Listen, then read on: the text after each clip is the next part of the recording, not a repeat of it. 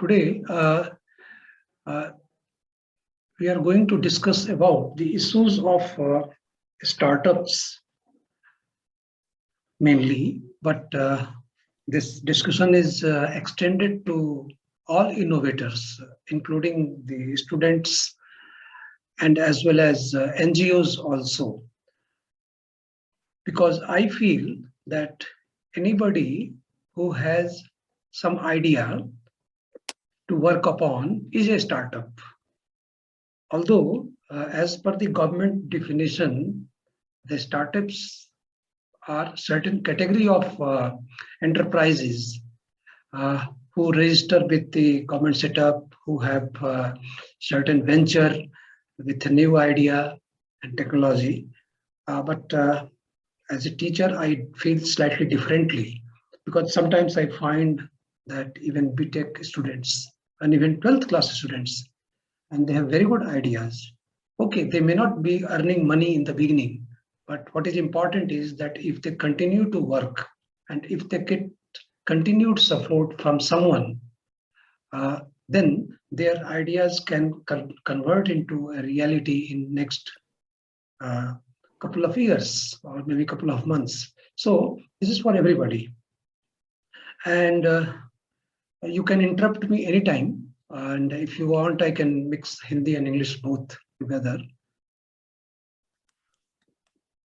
Okay, I'll just see in between. I will just see whether some other participants are waiting. Yeah, okay. So, our points of discussion will be the issues involved and also what are the facilities presently available and what are not available and what we can do. So this we will cover in next 15 to 20 minutes. And if you have any questions, you can always ask me or we can discuss also. And whatever we discuss today will also be discussed on December 19th when we have a brainstorming session in Lucknow at Banthara Bazaar, which is an installation belonging to Dr. Ashish Dikshit, and it has a ITI institute and also it has workshop facilities, and so we will assemble there and we'll resolve certain issues which I will discuss now. So our next slide is this one. Just a moment. Yeah. So as you can see here, we all know that all the startups, and as I am mentioning here, startup, I consider all, even students and NGOs also, because even though NGOs are not earning a profit, but we all know that if NGOs have to sustain their model of working, that means they must earn some profit. It is another matter that they convert those profits into input also. So मेरे लिए सारे NGOs भी और students भी innovators हैं, idea होते ही. In fact अगर प्राकृतिक रूप में देखा जाए तो जिस दिन कोई भी बच्चा कुछ सोचना शुरू कर देता है कि मैं ऐसा करूं, वो स्टार्टअप बन जाता है. अब ठीक है, सरकार है तो वो केवल इसी को स्टार्टअप मानेगी. ओके, सो आइडियाज जो है कैसे आते हैं? एक तो आइडियाज आ रहे हैं थ्रू ऑब्जर्वेशन, या किसी किसी के फ्लैश में आइडियाज आ जाते हैं, या सोशल नीड्स के ऊपर भी आइडियाज आते हैं. और वो सोशल नीड्स कैसी होती है? प्राइमरी नीड्स होती हैं और सेकेंडरी नीड्स भी होती हैं. मैं जानबूझ के दो टुकड़ों में किया मैंने कि प्राइमरी नीड और secondary need, because primary need तो जैसे होती है भूख की होती है या स्वास्थ्य की होती है, बहुत बेसिक नीड्स. लेकिन उन प्राइमरी नीड्स को पूरा करने के लिए जब प्रोसेसिंग होती है तो वो प्रोसेसिंग के जो रिसोर्सेज होते हैं वो सेकेंडरी नीड में कन्वर्ट हो जाते हैं. आपके सामने बहुत छोटा सा एग्जांपल मान लीजिए फूड का है. जो किसान खेत में अन्न उगाता है, जो उगा रहा है, वो प्राइमरी नीड को पूरा कर रहा है, बट उसके बाद उस फूड की प्रोसेसिंग या फर्दर कैसे वो प्रिजर्व किया जाए या फर्दर मार्केट में कैसे ले जाए, वो सेकेंडरी नीड पूरा कर रहे हैं। सो वो सेकेंडरी एक आइडियाज हो गए, और प्राइमरी आइडियाज तो है ही है कि अन्न उगाना। तो ये हर इनोवेशन में या हर इवन बिजनेस इंटरप्राइज में ये चीजें होती हैं। देन उसके बाद नेक्स्ट काम वो करता है कि आइडिया की फिजिबिलिटी चेक करना, या तो वो नॉलेज बेस पर हो या फिर सप्लाई चेन पर बेस्ड हो, इन दोनों पे वो करता है। और या फिर वो जो सोसाइटी की नीड को तो जान कर रहा है, बट फिजिबिलिटी इसलिए उसके दिमाग में एक प्रश्न उठ जाता है क्योंकि जिन सोसाइटी के लिए वो कर रहा है वो उन लोगों को, they are not aware about those needs.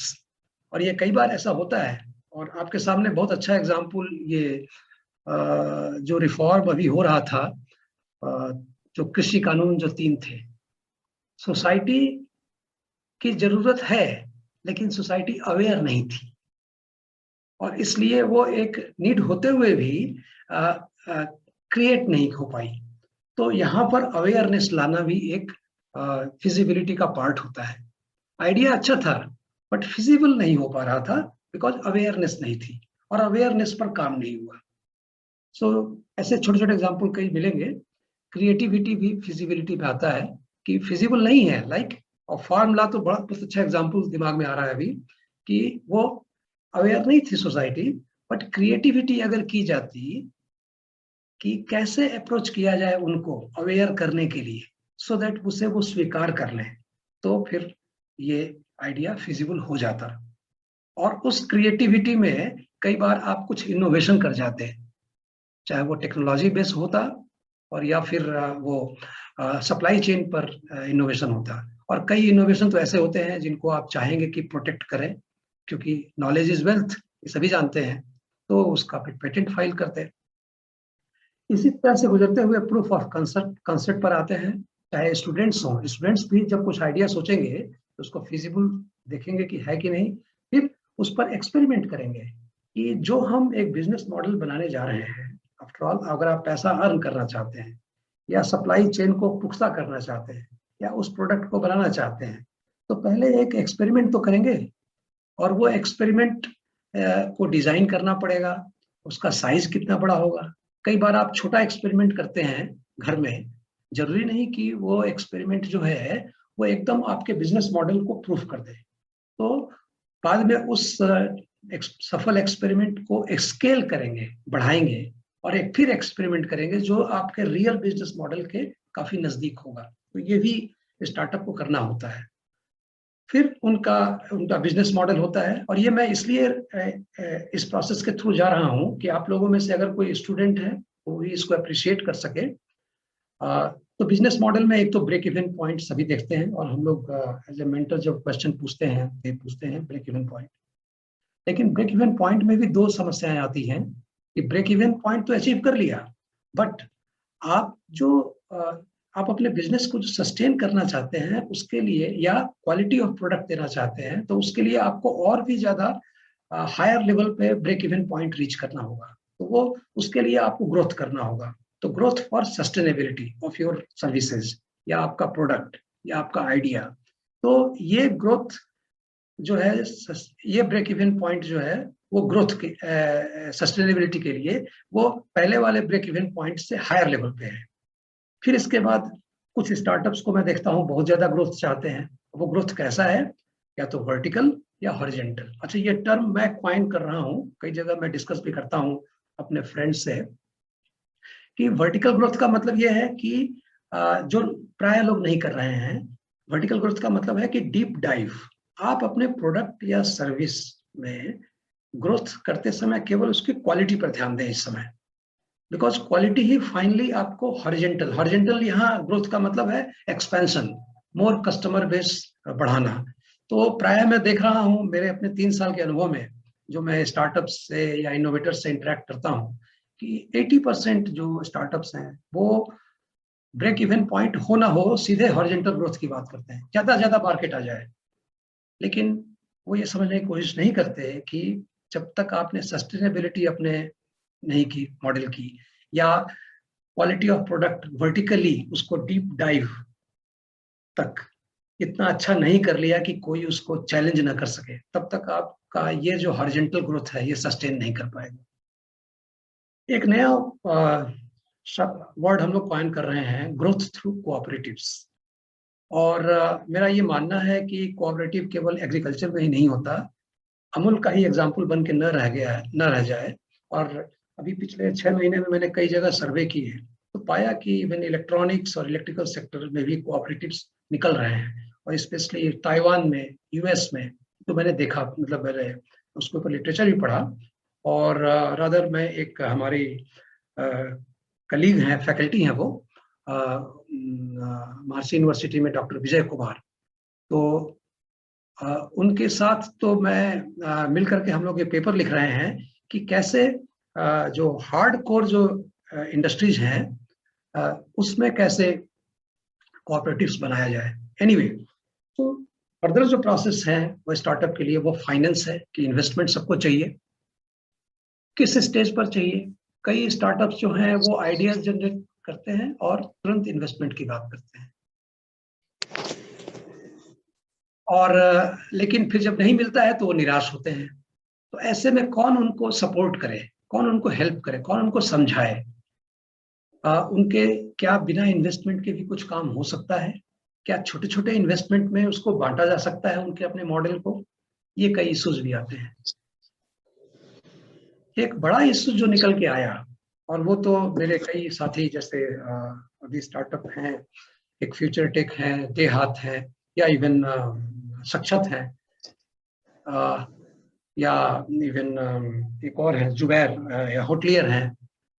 उन सबके इश्यूज मैंने देखे कि मैन पावर के इश्यूज हैं, कि उनको ट्रेंड मैन पावर नहीं मिल रहा, मैन पावर मिल रहा है तो अनट्रेंड है, अनट्रेंड भी है और अनविलिंग भी है और अनस्किल्ड भी है। अनविलिंग का यहाँ मतलब ये है कि दिल से इच्छा नहीं है, वो कह तो रहा है कि मैं काम करना चाहता हूँ, बट दिल से इच्छा नहीं है। तो ये शायद लोकल इश्यूज भी होते हैं, सोशल इश्यूज भी होते हैं। बट यहाँ पर मुझे लगा कि यहाँ एक जिम्मेदारी बन जाती है समाज की, हम लोग जो हेल्प बैठे हुए हैं, एक इंटरेक्ट कर रहे हैं स्टार्टअप से, कि कैसे वैसा मैन पावर अरेंज किया जाए और कैसे उस मैन पावर को रिटेन किया जाए। ये इश्यूज बड़ी इंडस्ट्रीज में भी आते हैं, तो स्टार्टअप में तो और आएंगी। तो स्टार्टअप या इनोवेटर्स या स्टूडेंट्स या एनजीओज बड़े vulnerable sections of the society हैं एक तरह से, कि इनको थोड़ा सा भी धक्का लगा तो टूट सकते हैं। तो कौन इनकी सहायता करे? तो ये एक कुछ प्रश्न आ रहे थे, और इसलिए आज ये मीटिंग रखी गई थी। और मोटिवेशन भी कई बार डिस्टर्ब होता है, मैंने देखा है अपने इस 3 साल के अनुभव में। तो उनको कैसे वापस मोटिवेट किया जाए। वो स्टीयरिंग व्हील पर बैठे हैं, तो कई बार स्टीयरिंग गड़बड़ाती है, तो वहां कैसे हेल्प की जाए। उनमें से प्रायः चूंकि यंग होते हैं, उनकी भी अपनी वरीज होती है, फ्यूचर वरीज, कैरियर, क्योंकि समाज ने कैरियर एक शब्द दे रखा है, तो उसमें वो बेचारे झूमते भी हैं। तो कैसे वहां से निकाला जाए, ये सब समस्याएं आती हैं। नेक्स्ट स्लाइड पर मैं जा रहा हूं। ये एक मेरा ऑब्जर्वेशन है। अभी मैंने कहीं से डेटा नहीं लिया है, खुद अपने आप सोचा। मैंने पाया कि जितने ये स्टार्टअप्स या इनोवेटर्स या स्टूडेंट्स हैं, या इवन ऑर्गेनाइजेशंस, या इवन जैसे आजकल इंक्यूबेटर खूब खुल रहे हैं उनके, या यूनिवर्सिटीज खूब खुल रही हैं, वो इसमें से मेजोरिटी जो है वो इसलिए खुलते हैं क्योंकि गवर्नमेंट की पॉलिसी या इंसेंटिव कुछ मिल रहा है उनको, या सोसाइटी के नॉर्म्स हैं उस हिसाब से खुलते हैं। तो ये सोशल ट्रेंड को फॉलो करते हैं मेजोरिटी। और कुछ जो स्टार्टअप्स होते हैं या स्टूडेंट्स होते हैं या इनोवेटर्स होते हैं, वो जब तक उनको कोई नौकरी ना मिले या उनका कैरियर सेटल ना हो जाए, तब तक वो स्टार्टअप भी खोल लेते हैं। ऐसा भी मैंने देखा है। तो मेरे से तो कई स्टार्टअप्स ने बात भी की है, सर अभी तो हम इसलिए खोल रहे हैं कि जब तक नौकरी ना मिल जाए। ओके, तो ये भी कुछ परसेंटेज है। अच्छा, कुछ स्टार्टअप्स ऐसे होते हैं जो, हालांकि उनको भी चाहिए गवर्नमेंट के इंसेंटिव्स, बट वो ये सोच करके नहीं खोलते। वो खोलते हैं कि उनका एक मोटिवेशन होता है, वो कुछ परसेंटेज है। और कुछ ऐसे स्टार्टअप है, 10 बहुत कम परसेंटेज, जो इन्वॉल्व रहते हैं सोसाइटी में, सोशल नीड्स को देखते हैं, महसूस करते हैं, ऑब्जर्वेशन करते हैं, और उसके बाद वो अपना एक स्टार्टअप खोलते हैं। और मैं मेरे सामने तो हमेशा 2-3 एग्जांपल्स बहुत पुराने हैं। बिट्स पिलानी जब खुला था उस समय कोई इंसेंटिव नहीं था। तो जीटी बिरला की एक छोटी सी जलेबी की दुकान थी, चूंकि मैं पिलानी में रहा हूँ तो उनके बचपन की कहानी पढ़ी हुई है मैंने। छोटी सी जलेबी की दुकान थी उनके पिताजी की, और उन लोगों ने सोचा कि हमें एक एक स्थापना करनी है किसी चीज की। तो धीरे धीरे 1940 में जाकर के वो लोग इतने बड़े हुए कि एक कॉलेज खोल सकें, और फिर अ, गांधी जी से या जवाहरलाल नेहरू से इंटरेक्ट करना शुरू किए। तो ऐसे एग्जाम्पल्स हैं। इनोवेटर्स भी ऐसे हैं जो बिना ये सोचे कि बिजनेस चलेगा कि नहीं चलेगा, कुछ ना कुछ इनोवेट करते रहते हैं। स्टूडेंट्स भी ऐसे हैं जो मोटिवेट होते हैं। तो ये जो सारा मैंने डेटा एक बना के दिखाया, इसके पीछे पर्पज ये कहने का है कि इसमें से ये जो दो हिस्से हैं, मोटिवेटेड या ऑब्जर्वेशन वाले, इनके सक्सेस के चांसेस तो बढ़ जाते हैं, प्रोवाइडेड इनको इन्वेस्टमेंट राइट टाइम पे मिल जाए। और हालांकि ये इन्वेस्टमेंट के भरोसे इन लोगों ने काम स्टार्ट नहीं किया है। दूसरा ग्रुप ये वाला है जो इन्वेस्टमेंट के लिए स्टार्ट किया, अगर इनको इंसेंटिव ना मिले तो ये तुरंत खत्म हो जाए। बट इनमें से कुछ ऐसे भी होते हैं जो ऑनेस्ट होते हैं और अपना काम करना भी चाहते हैं। तो इनको कैसे, और इनको इन्वेस्टमेंट अगर नहीं मिला, क्योंकि चूंकि ऑब्जर्वेशन करके नहीं बने हैं तो इनोवेशन के चांसेस यहाँ कम है, तो इन्वेस्टमेंट के चांसेस कम होंगे। तो फिर कैसे इनको हेल्प किया जाए, तो ये सब इश्यूज आ रहे थे हमारे मन में। तो इसके लिए वो ब्रेनस्टॉर्मिंग सेशन जो दिसंबर 19 का रखा हुआ है वो रखा है। फिर अब जरा देखें कि क्या अवेलेबल है मेंटरिंग के रूप में। तो प्राय मैं देखता हूं कि मोस्ट जो कॉमन इश्यूज जो अभी पीछे डिस्कस किए हमने, उस पर मेंटरिंग तो अवेलेबल है, बट कहीं कहीं नहीं भी अवेलेबल है। क्या क्या नहीं अवेलेबल है ये हम देखते हैं।